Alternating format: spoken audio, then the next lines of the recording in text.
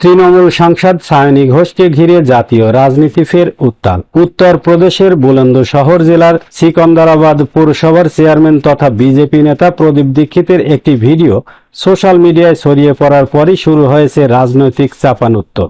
অভিযোগ উঠেছে ওই ভিডিওয় তৃণমূল সাংসদ সায়নী ঘোষকে হুমকি দিয়ে তার শিরচ্ছেদের জন্য 1 কোটি টাকা পুরস্কার ঘোষণা করতে শোনা গিয়েছে প্রদীপ দীক্ষিতকে। যদিও প্রদীপ দীক্ষিত এই অভিযোগ অস্বীকার করে দাবি করেছেন ভিডিওটি বিকৃত করা হয়েছে এবং তার ভাবমূর্তি নষ্ট করার চেষ্টা চলছে। এবার সেই প্রেক্ষিতেই এক্সে রীতিমতো গর্জে উঠলেন সায়নী। তিনি লিখেছেন, আমি বিস্মিত এবং হতবাক যে আমার শিরচ্ছেদের জন্য 1 কোটি টাকার পুরস্কার ঘোষণা করে একটি প্রকাশ্য বার্তা দেওয়া হয়েছে। এই ঘোষণা করেছে উত্তর প্রদেশের সিকান্দ্রাবাদের নগর পালিকা চেয়ারম্যান তথা বিজেপি নেতা।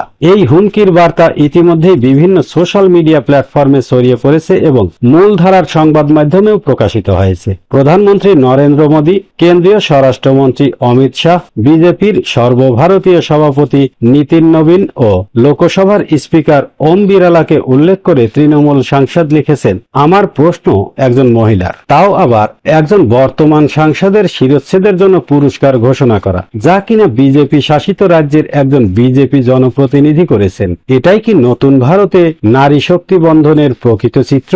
সায়নীর সংযোজন, যেখানে বিজেপির শীর্ষ নেতা এমনকি পশ্চিমবঙ্গের মাননীয় বিরোধী দলীয় নেতা থাকাকালীন মহিলাদের নিরাপত্তা ও প্রতিনিধিত্বকে নির্বাচনের অন্যতম প্রধান ইস্যু করেছিলেন, সেখানে আজ একজন নির্বাচিত মহিলা জনপ্রতিনিধিকে তার নিজের দলের এক নেতার কাছ থেকেই প্রকাশ্যে প্রাণনাশের হুমকি দেওয়া হচ্ছে। পশ্চিমবঙ্গ পুলিশ ও কলকাতা পুলিশের কাছে সায়নীর প্রশ্ন, পুলিশ কি দ্রুত পদক্ষেপ নেবে এবং আমার নিরাপত্তা নিশ্চিত করবে?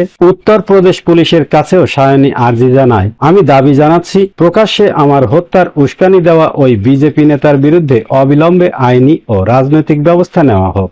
আমার নিরাপত্তা নিয়ে উদ্বেগ প্রকাশ করা সমস্ত শুভনাধ্যায়ীদের আমি ধন্যবাদ জানাই। আমি আপনাদের আশ্বস্ত করতে চাই যে সংসদের ভিতরে এবং বাইরে গণতান্ত্রিকভাবে ভিন্ন মত প্রকাশ করার অধিকার আমি ভবিষ্যতেও বজায় রাখব। কোনো হুমকি বা ভয় দেখিয়ে আমাকে চুপ করানো যাবে না। ঘটনার সূত্রে রয়েছে সায়নী ঘোষের বহু পুরনো একটি সোশ্যাল মিডিয়া পোস্ট। শিবলিঙ্গ সংক্রান্ত এই পোস্ট নিয়ে আগে থেকেই বিতর্ক হয়েছিল। সায়নী আগেই দাবি করেছিলেন তার সোশ্যাল মিডিয়া অ্যাকাউন্ট হ্যাক হয়েছিল এবং ওই পোস্ট তিনি করেননি। কিন্তু সেই পুরনো বিতর্ককে কেন্দ্র করেই উত্তরপ্রদেশে একটি প্রতিবাদ কর্মসূচির আয়োজন করা হয় বলে একাধিক প্রতিবেদনে উঠে এসেছে। সেখান থেকেই প্রদীপ দীক্ষিতের বিতর্কিত মন্তব্যের ভিডিও ছড়ায় বলে দাবি।